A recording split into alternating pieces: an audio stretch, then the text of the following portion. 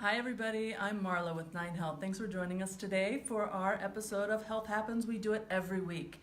And today we have some special things to talk to you about. You can see we have our guest here, Michelle Ann, and we're going to get to that in a second. But I wanted to let you know that we want to bring you the real objective health information to help you make your decisions about your health really with an informed basis. So support for this program for 9 Health comes from Denver Water, a public agency who celebrates 100 years of stable service, innovation, and foresight. Water, it connects us all. Thank you very much. So I want to let you know, last week we talked to an expert out at the Anschutz School of Pharmacy, SCAG School of Pharmacy, Dr. Brian Hempstreet. So if you missed it, we talked all about supplements and which supplements can be harmful or good for you, and how do you know the difference. So he gave us some really good tips on how to know the difference and what questions you should be asking. So if you missed it, check it out. Like I said, we're here today, and we just did this great mindfulness session with Michelle Ann, and you're going to tell us about it. Yes. Yes, you are. Yes. You promised you would. So, you're the creator and founder of the Master's Course, and so you've studied extensively about this topic, and you told us today that neuroscience matched with the principles of yoga. Now those two things sound very different to us. So you're going to explain how that kind of matches up in a minute. Yes. Okay, sure. get ready. Okay. Get ready. Okay. Get ready.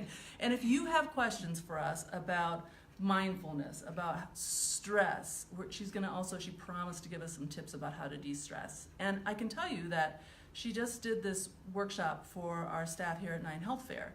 And so you can see the room is all laid out for we had about 18 people here from the staff in this room, and you led us through about a 1 hour class, or what do you call it, a session? Yeah, 1 hour intro session. 1 hour intro session. Yeah. And so I can tell you that everybody, when they walked out, felt a lot different. You know, and I was in the class, and I felt like a weight had been lifted off my shoulders, and that I was a lot more settled and relaxed. So that's good, right? That's de-stress. But how did this all happen? Is it really true? And could it happen for you? So that's what we're going to find out. So, okay, you ready? Yes. Tell us, right? Uh-huh. What did you do? What did we just experience in this room? What we just did is an intro session, and what an intro session is we're applying the tools so people have firsthand knowledge of what stress reduction and what mindfulness is. So they're learning to use different tools, apply them to different situations with stress, and understand how stress affects their nervous system, how it affects their life. And I also combine in the neuroscience about stress and about mindfulness to show you how mindfulness actually will change your brain through neuroplasticity. It'll rewire your brain. So mindfulness is proven to change your relationship with stress. So it changes you from the inside out. And you've done a lot of study about Yes. this. Tell us a little bit about that, like how you came to know and be able to deliver all of this. So first, I studied with somebody named John Kabat-Zinn. He has developed a program out of UMass Medical, and his program is called MBSR, which stands for Mindfulness-Based Stress Reduction. Okay. And that program is used at all the major medical centers around the country, including the Harvard Mayo Clinic, the Cleveland Clinic, Anschutz. A lot of places use this, right? They practice it as well as they offer classes in it. So it got to be really popular. The program's over 40 years old. I studied with John Kabat-Zinn himself, worked on the program MBSR, and used a lot of those techniques with him to put into this program that I've done. I've also worked with some yogis and gurus around the world. I've traveled around the world, working with them to understand the real subtleties of meditation, yoga, the principles of yoga, and applying them to life. And what I've learned is in yoga, what we think of as yoga in America. Right, you put your foot behind your head, down and dog, pretzel, that's yoga, right? Yeah, that's an Americanized version of yoga. Oh. So I studied with one guru, Yogi Amrit Desai, and he trains you. He's really the pioneer, one of the pioneers of bringing Hatha yoga to America. Okay. So it's the authentic yoga from India. It's a very different kind of yoga. It's using yoga as more of a meditation and movement. And we're slowing down. We're trying to change unconscious reactive behaviors. So we're putting ourselves into a more of a stressful position, and we're learning to relax right there on the edge, which retrains our brain So when we're under stress, it reconditions it to relax when you're under stress. Okay. And so that's what That yoga sounds like was. a good thing. Yeah. Yeah, to be able to de-stress. And that's kind of what we experienced today. Yes. So you're going to tell us a little bit about what were the exercises we did. Like, how did we get to that level? Because everybody who left the room said, oh yeah, I feel a lot more relaxed. Yeah. They felt clear, relaxed. Yeah. Yeah. What we did is mindfulness is there's a lot of different kinds of mindfulness. One is breath awareness. So we can use just simply redirecting our attention back to our breath very slowly, and we're lengthening the inhalations and exhalations as we go. And as we do this, it slows the mind and slows the body. And so we're retraining the body to be less reactive, okay, just by doing that. We're also showing it how to focus our attention on the breath. Okay. So that was actually one of the tools you gave us today is the breath. The breath awareness. And breath awareness. Now, if you're just joining us, we're talking to Michelle Ann, and she's the founder of the Master's Course of Mindfulness.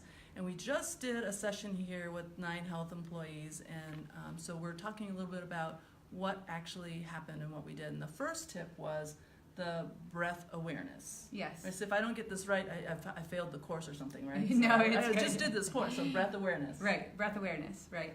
The breath, there's a breathing pattern that matches every mental, emotional, and physical state of being. So when you change your breath by slowing the inhalation and slowing the exhalation, you are deliberately changing your mental, emotional, and physical state of being. And how long do you have to do that for it to work? Oh, you can do it probably 5 breaths, long, 5 slow breaths. Five Okay. breaths. Okay, so Yeah, that's not very long. No. You could probably do it at the office or in your car, whatever Definitely. stresses you out. Definitely.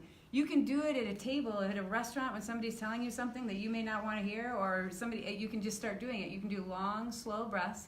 Nobody can tell that you're doing it. You do just long, slow breaths. And another tool that I gave you was inward focus. So if you're turning your focus inward, just on the sensations with no comments or judgments on just what you're feeling. So you're just looking for a sensation in your belly and maybe in your chest or your throat. So you can do the breath. We can also just focus inward on sensations in the body or the breath. And you can do this when anybody's talking to you. It can be in a meeting. It doesn't have to be you're taking time out. Well, so I do have a question, right? So how do you do the inward focus and pay attention to what someone's saying? So if you're talking to me right now, I can just focus on sensations in my body while I'm listening to you. Okay. It allows me to kind of detach from being emotionally engaged in what you're saying. If something you're saying, if I'm finding some energy rise up and I disagree, and when I focus inward, it allows that person to talk. It gives them space to be heard, and it allows me to just listen while I'm focusing on the energy in my body. And I'm not reacting to So it. you're listening and focusing kind of on the... At the same time. Okay, at the same time. And it's teaching self-regulation, like an emotional regulation by doing that. So you're relaxing how much you want to react to somebody. And it's really restructuring the brain. It's creating new brain function and brain structure when you're doing this. Okay. So do you think this is really going to work for you? I don't know. So I would recommend maybe giving it a shot. It can't really hurt you. Can it hurt you? No, it can't hurt you. There's no side effects. Happiness. There's no side effects, right? So, will people think, what is she doing? You probably wouldn't even notice, right? No one would even notice that you're doing it. Right. Okay, so Right. it's worth a shot. Yeah, it's worth a shot. So, I think we all experience stress, and you shared with us today that we all experience stress in different ways. So it has a different outcome. You might look different for me as it does for you. And so how do we know if we're stressed? I mean, what are some good telltale signs? Like, if you're doing this, you are stressed. If you find yourself distracted or can't make decisions, if you find yourself constantly focused on other things or being overwhelmed, you're stressed. If you find your heart beating faster, sometimes it's physical sensations, okay? Okay. Sometimes it's physical sensations, sometimes it's the fact that you can't keep your mind on focus on one thing. Those are all signs of stress. There's a lot of signs of stress, but really individually, we all have ways that we deal with stress in a healthy way and an unhealthy way. And we have these unconscious reactions to stress. And everybody knows what their ways are, how you're dealing with stress. It's just, do you want to recognize it and apply a tool? Okay. Like So the breath or inward focus or even just slowing down. that was another tool you gave us today, slowing down. Slowing down looks like coming in out of your car, coming into work and sitting down in your chair. And just sitting there and taking 2 breaths. 1 breath. Just making sure you know you're in your chair and you're not cycling on what you were doing before you got there. And after you have a phone call, hanging up the phone, taking a breath, slowing down, that's the first way that we can change these unconscious patterns that we had, is to slow down. Because if we don't slow down, they're just going to be automatic reactions instead of more of a conscious choice. Yeah, that sounds like it might be almost the first step, right? It is. You It have to is. slow down first, and then maybe employ some of the Tools like- breath awareness and the I know I'm gonna get it, you guys. And what is the third one? Inward focus. Inward focus. I knew I could Yes, get it. I knew inward I could get it. focus. Thank you. Yeah. That's why she's the master. So what results have you been finding in workplaces? What are people telling you? Overall, I would categorize the results in two different areas. Personal, I have people coming up to me saying that the people around them are explaining to them how much happier they are, how much more relaxed they are, how when a challenging situation comes up to the entire team, they're the ones who actually are spearheading it because they're coming into it with a calm sense of security, and there's no engagement. There's no getting upset at anybody, and they seem to have a lot less bias towards people that they might have had issues with before on teams. Okay. So So that sounds pretty good. yeah, they're happier, and at home, people have reported their relationships are deeper. They're effortlessly just having conversations instead of having arguments with people about things that might have been triggers before. Okay. On a personal level, and on a corporate level, I see a lot of the chief of staff and the executives tell me that the employees seem to have a higher morale, more positive, and they just seem more enthusiastic to be at work. They seem to be better team players because they're getting along, and they find the interactions, to be more compatible with people. Yeah. Now, one of the things that we are really focused on here at Nine Health is prevention, and mental health and physical health both. And there's so much talk right now and so much emphasis on mental health because it's a big issue.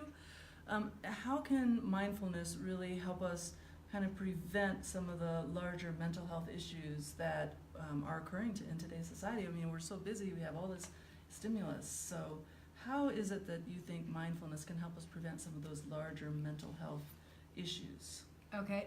Well, stress is reported by the National Institute of Occupational Health and Safety as the number one. Your job is the number one cause of stress. Yeah, okay? I think I can attest to that. Yeah. And being that, once we start to reduce our stress and anxiety, depression goes down, addictions go down, we become more stable. So mindfulness is a lot of studies. There's about 40 years of study about how mindfulness helps any kind of anxiety, a lot of mental disorders, not all, but a lot of mental disorders. It helps you become more stable and clear. It builds a resilience to different things happening, factors that might trigger some of those things. So it builds a resilience and more of a stability around trusting yourself and being okay with things as they are. Okay. Great. And stress is one of the triggers that cues those off. So I'm going to ask you a question. It's like, one I didn't tell her we were going to ask her at all. So what do you say to people that say, that doesn't really work, or that's probably just something that people like to talk about a lot? Some people say that. What's that? Sorry, I didn't mean to take it. No, I get this in a lot of classes. So pretty much when I sit down to teach a class, there's a lot of resistance. And a lot of times people will tell me. Did you feel that today? In the beginning of the class, it's a lot different than in the end of the class. Yes, okay. Right? Because people generally will just open up and relax with it. But a lot of times those people who have the most resistance to the stress, one of them said, I thrive under stress. He's one of my biggest advocates. He's actually at his company trying to get me in to do a program at his company. And I said, you thrive in stress. I go, but how's your health? And I did not know that he had had 2 heart attacks the year before. Oh my gosh. And so he noticed such a big difference by just employing these little simple techniques. We go out to lunch. We're really good friends now. And so by applying these things, it's not hard to apply these, just to slow down and do the breath or do some of these things. Once you notice a change firsthand, you're pretty much on board. This is not something, I never ask people to trust what I'm saying. I ask them to trust their own experience. Oh, and that's a good point. if they try it and they don't like it, that's okay. It might not be for everybody. Okay, but if you try it, you have to be open to something to try it, and it can really help you if you try it. Okay, Yeah. Good answer. I mean, and how Yeah. long do you think you need to try it for to really see if it's going to help you? Most of the people who there's a lot of resistance, just one time. Really? Yeah. Okay. Because so in try one it time, once. in Try it one time, once. yeah, one time. I mean, 1 hour class in it, something like that. If you want to, you may relate to the instructor. You may not relate to the instructor. Part of it could be instructor, if you relate to them. But 1 hour, one time, or 2 times. Okay, one Yeah. or 2 times. Okay, that's not a huge commitment, right? No, it's not really. You do that. You'll notice firsthand how you feel, And based on your experience of how you feel, you either come back, you notice a difference and you want to keep going with that, or you don't. Okay, very good. Now, you found a lot of success and you're doing this in workplaces for corporations. Are there other areas where you can apply this kind of mindfulness and that's been very successful? Yeah. I've actually started a program. I've worked with CCRM, Colorado Center for Reproductive Medicine, Oh, okay. and other reproductive doctors as well. And I've started a program for infertility because there's a lot of research with infertility that if people are trying to get pregnant, doing 10 classes of this will increase your chances of getting pregnant by 30%. Really? Yeah, some studies say up to 40%. Mm-hmm. So I teach classes in Louisville, in Denver, and Littleton. So is it a lot like what we experienced, or is it very different, tailored to that specific issue? It's tailored to that specific issue, but the core principles are the same. Okay. Yeah. Okay, Yeah. very cool, very cool. Yeah. Well, we're going to wrap up here in a few minutes, but I wanted to let you know that if you're looking for prevention and health, not only you can look up the master's course for mindfulness, there are health fairs going on. We have 3 more coming up this weekend and next, and so you can go to 9healthfair.org to find one near you. And next week we have another important topic coming to you on Tuesday at 11 o'clock. And we're going to be talking with Connect for Health Colorado about how do you know how to use your insurance and how to even buy insurance. It's open enrollment right now, very important topic. So we want to tell you about that. And in the meantime, we want to thank people who are helping us with this program. Denver Water is a public agency who celebrates 100 years of stable water service, innovation, and foresight. Water connects us all. So thank you very much for that. And we'll see you next time. Thanks so much.